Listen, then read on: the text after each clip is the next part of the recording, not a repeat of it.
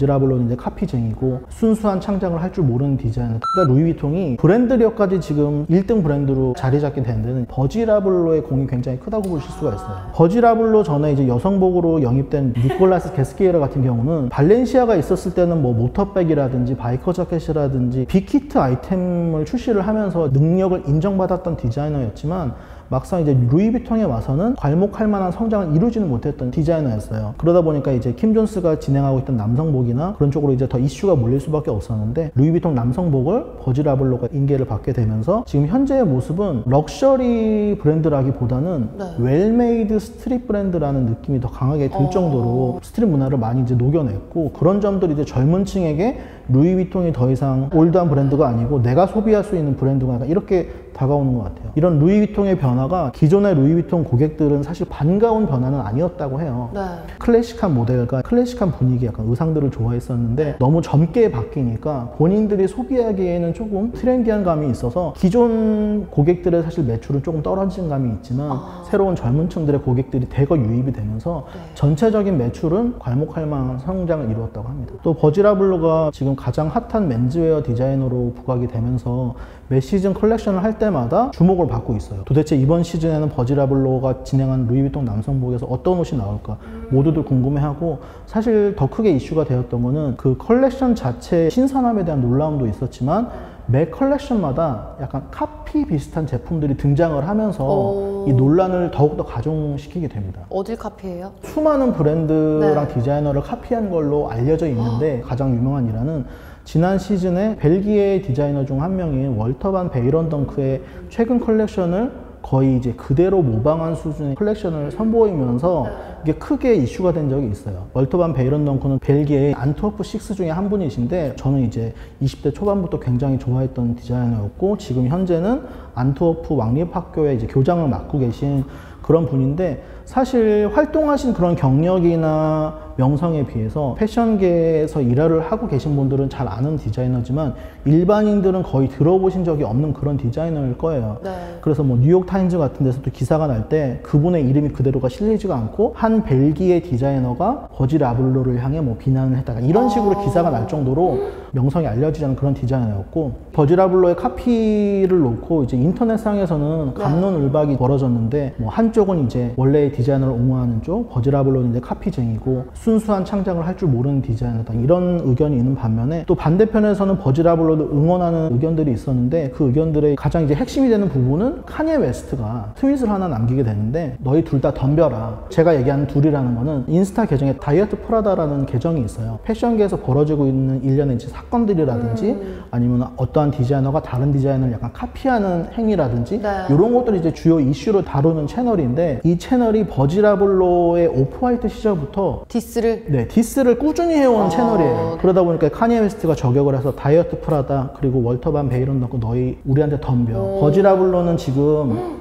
멋있어. 원하는 걸 뭐든지 할 수 있는 위치에 있고, 우리가 시카고에서 왔지만 시카고에서 와서 이렇게 파리에서 인정받는 게 쉬운 일인 줄 아냐, 다 덤벼라, 약간 이런 식으로 트윗을 날리게 되는데, 지금 살짝 빙의하신 것 같아요. 옷도 입고 계셔가지고. 사실 저는 그 멘트가 굉장히 이제 임팩트가 있고 솔직하다고 느꼈던 게, 예를 들면 월터 반 베이런덩크는 예전에는 기득권에 속한 디자이너라고 보실 수가 있어요. 유러피언이고 백인이고 남성이고 전통적인 패션 스쿨을 나온 디자이너고 기득권층이 가질 수 있는 모든 조건을 갖춘 디자이너였고, 사실 지난 컬렉션을 보자면은 아프리카라든지 소수 민족들의 약간 민속 의상을 그들이 어떤 의도를 사용했는지는 염두에 두지 않고 그대로 차용해서 본인의 브랜드의 어떤 명성을 높이거나 이득을 내는데 사용하는 그런 행위를 단순한 약간 뭐 문화적 차용 약간 이런 걸로 다 이제 포장을 해서 갈취를 했다고 이제 표현을 하죠. 그런데 이제 버지라블로나 카니에 웨스트의 입장에서는, 물론 둘의 입장은 조금 달라요. 버지라블로는 지겹게 본인이 이제 주장하는 것들이 있는데, 개념주의 작가인 두샹 같은 작가가 나의 뭐 변호사라는 그런 멘트를 날리기도 했고, 학생들한테 이제 강의를 하는 도중에 나는 순수한 창작은 할 줄 모르는 사람이고 기존에 있던 창작물에 약 3%의 변화를 주어서 새로운 모습으로 바꾸는데 탤런트가 있는 사람이다, 이렇게 고백을 한 적도 있을 정도로 본인은 카피를 한 게 아니고 기존에 있던 디자인에 약간의 변화를 주거나 트위스트를 주어서 새로운 창작물로 거듭나게 했다, 개념주의적 아티스트다, 이런 식으로 이제 포장을 하는 입장이었고, 카니에 웨스트는 그보다 좀 더 솔직하게 우리가 힘겹게 파리 브랜드에 입성을 했는데 이제는 우리가 기득권층이기 때문에, 예전에는 우리가 흑인이었고 전공을 하지 않은 비전공자들이었고 미국인이었고 이런 마이너한 요소들을 가지고 있는 사람들이어서 우리의 오리지널리티를 유럽 디자이너들한테 뺏기는 거에 대해서 조용히 할 수밖에 없었는데, 이제는 우리가 기득권층이기 때문에 우리가 원하는 대로 다 할 거야, 약간 이렇게 대놓고 선전포고를 한 거죠. 예를 들어서 너희 거를 베껴도 너희는 이제 기득권층이 아니기 때문에, 내가 루이비통 디자이너인데, 물론 카니 웨스트는 본인이 디자이너 아니지만 네. 우리라고 항상 생각을 하는 것 같아요. 그쵸. 더 웃겼던 거는 이제 그런 사건이 있기 얼마 전에 2017년에 라프 시몬스가 GQ 매거진이랑 이제 인터뷰를 하면서 버지라블로를 향한 직격탄을 날리게 되는데, 인터뷰를 하던 사람이 라프 시몬스한테 보통 평상시에 인스피레이션을 받는 다른 디자이너들이 계신가요? 뭐 이렇게 질문을 했는데, 라프 시몬스가 다른 디자이너를 언급하기 이전에 오프화이트는 아니고 그렇게 대답을 한 거예요.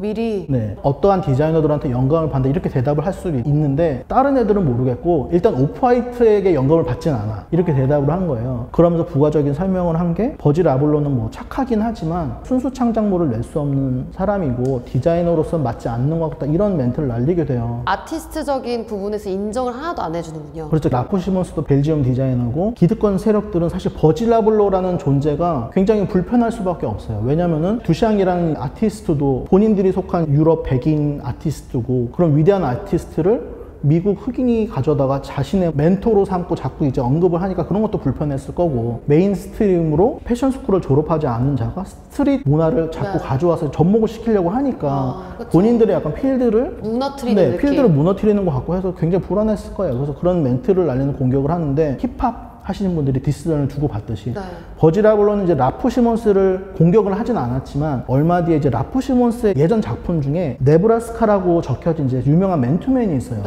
그거랑 거의 흡사한 네브라스카라고 적혀진 컬렉션을 발표를 하게 돼요. 패션을 예전부터 좋아하셨던 분들은 이거 예전에 라프가 발표를 했던 건데 왜 오프화이트에서 똑같이 나오지? 이렇게 의문을 느꼈을 텐데 일부러 약간 그렇게 했었던 것 같아요. 일부러 더 그냥 보라고.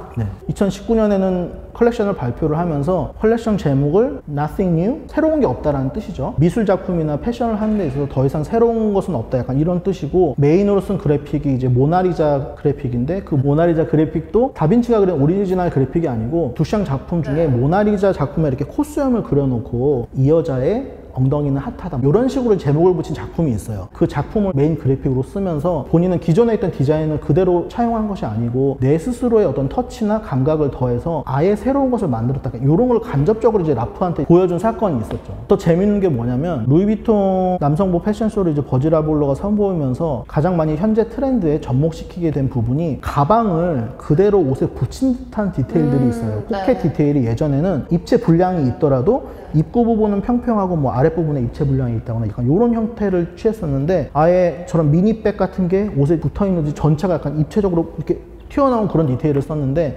사실 처음에 그런 디테일을 선보였을 때 사람들이 조금 의아하긴 했어요. 그 전까지 봐왔던 수많은 그런 포켓 디테일들과 굉장히 다른 디테일이었고 어색했는데, 결국에는 지금 굉장히 많은 브랜드들이 그런 디테일들을 차용해서 옷을 내놓고 있고, 얼마 전에 라프 시몬스가 케빈 클라인에서 프라다의 남성 디자이너로 가게 됐어요. 그 스토리도 좀 웃긴 게, 케빈 클라인은 미국 디자이너잖아요. 미국 디자이너로 초빙이 된 다음에 원래 계약했던 계약 기간을 채우지 못하고 얼마 안 있어서 잘렸어요. 그 이유는 이제 매출이 생각했던 것보다 안 나와서인데, 유럽 디자이너들이 생각했을 때는 어이가 없었을 거예요.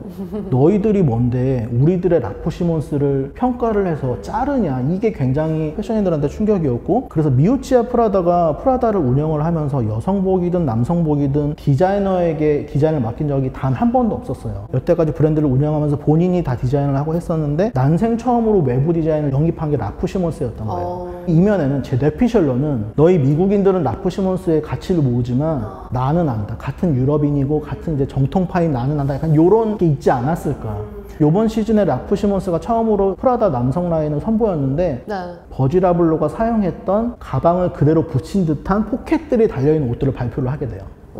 이게 저는 라프 시몬스가 버지라블로를 향해서 또 한 번의 디스를 한 건지, 아니면 자기도 모르는 사이에 버지라블로의 어떤 영향력을 또 받아들여서 제품을 풀어낸지는 모르겠는데 관람하는 입장에서는 티카티가 주고받는 게 굉장히 재밌더라고요. 버즈라블로가 루이비통에 들어오게 되면서 대중들에게 조금 더 편하게 다가온 건 있는데 유럽권, 프랑스에 있는 명품 브랜드 디자이너계에서는 인정을 하지 못하는 두 개의 이면이 또 있는 사건이네요. 그렇죠. 분명히 불편해하는 세력들도 존재를 하지만 결국에 이제 대중들, 소비자들은 굉장히 환영을 하고 있고 소비로까지 이어지고 있다는 점에서 성공적이라고 볼 수가 있고, 그런 나쁜 반응들도 루이비통의 버지라블로가 워낙 지금 핫하기 때문에 생겨나는 현상이라고 보고 있어요. 이 영상을 보시는 분들은 그냥 즐겁게 역사와 함께 다양한 루이비통의 소소한 이야기들 조금 알아갔으면 좋은 시간이 됐을 거라고 생각이 듭니다. 네, 오늘 이렇게 또 루이비통 이야기 알차게 준비를 해봤는데 오늘 이야기 재밌었다면요, 구독과 좋아요, 또 알림 설정까지 해주시고요.